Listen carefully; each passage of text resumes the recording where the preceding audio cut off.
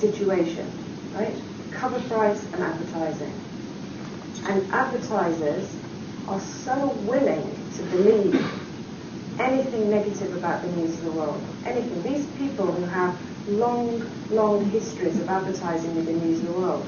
We have grocers pulling out just because they don't want to be in it. And no one wanted to be in it this week. A dual revenue situation, right? Cover price and advertising. And advertisers are so willing to believe anything negative about the news of the world. Anything. These people who have long histories of advertising with the news of the world. We have grocers pulling out just because they don't want to be in it. And no one wanted to be in it this weekend. No one. And that has to surely give you a... One weekend. But we keep saying it would have blown over. It was getting worse. How hard did you fight to save this paper?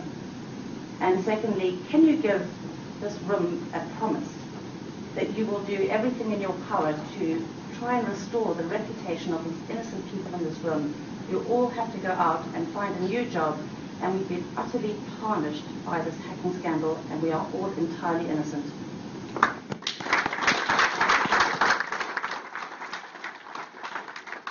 Look, Hayley, there's probably no one more than you that's on the sharp end of this, right? Your incident room in your office has been turned into an incident room practically, and you have been fighting the fight with these allegations on a weekly basis. And I think it was Colin who came up with a great line, for an investigative newspaper with being investigated more than any other media organisation, and you have, and your ability to keep going. So when I think there is, of course, the reputation of the newsroom, the current newsroom of the News of the World is paramount. And I will do everything I can, not just to restore the reputation of the current newsroom and under the leadership of Colin, but also to find you all jobs, if I can, as many of you as I can, in the company. And that is a testament to itself. And by the way, just I know you all feel that everyone thinks you're tainted and everything. Every single title could not wait to start approaching people from the news of the world. Couldn't wait. Your reputations as journalists, your reputation as good journalists, your reputations as ethical journalists is testament to that. And I think that you will be surprised at the hope that's there. At the moment, you are rightly, and I think in maybe a week's time or something, we can perhaps do another town hall like this. Because although it was a decision the company made, I feel it's absolutely right for you all. I can understand the anger, but all to have the opportunity to challenge me on all the things that you have done today, but also to ensure that I keep my promises to you today. Rebekah, can you tell us why you think this happened? Why there was a corrupt core at the News of the World developed? Well, again, with the criminal investigation, it's sort of impossible to comment because I'm tied by some visibility I've seen. But look, we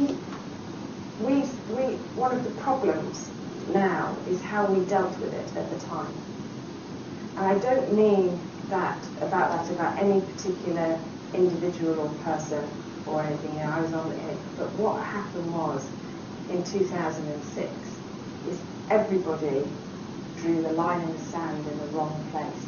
Everybody. And what happened was News International drew the line in the sand in the wrong place. The industry, for its own reasons, drew the line in the sand in the wrong place.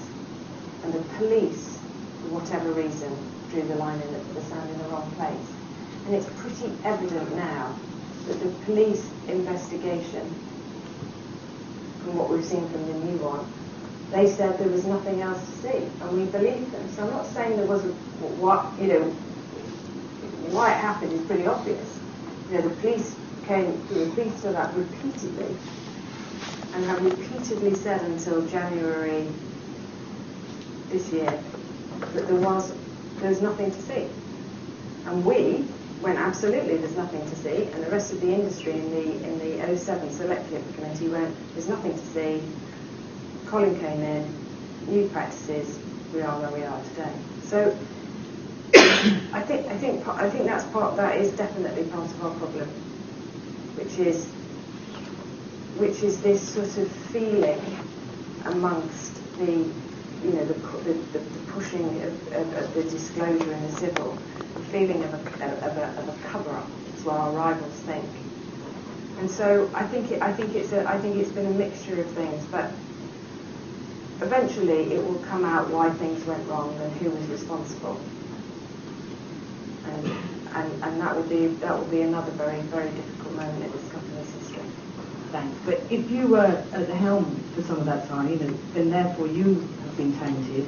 But you've also worked as editor of The Sun as well, and people might think then that The Sun is tainted. And I think, and I don't want to be nasty, but I think a lot of people think that you should resign, and then some of that taint is going to go away. I know people think that. Look, I was called, I was away, and I was in 2006, I was editor of The Sun, and I got a call, like most of you, to say what had happened with the arrest. That's how I first found out. A few weeks later, I was called by the counter-terrorism squad to say that I had been not just a victim of Moncare's, but one of his highest frequency accessing my voicemails. And a lot of that was personal because of who I was married to at the time. And a lot of it was obviously because I was editor of The Sun. And so I 2 weeks into that, I was completely ring-fenced from any of I was the editor of The Sun and put in a sort of, because I was a potential victim. Now obviously it was the thought that police had asked me if I wanted to prosecute. And clearly that was a rather silly suggestion from them. But my case for them was very interesting because it was a concrete case.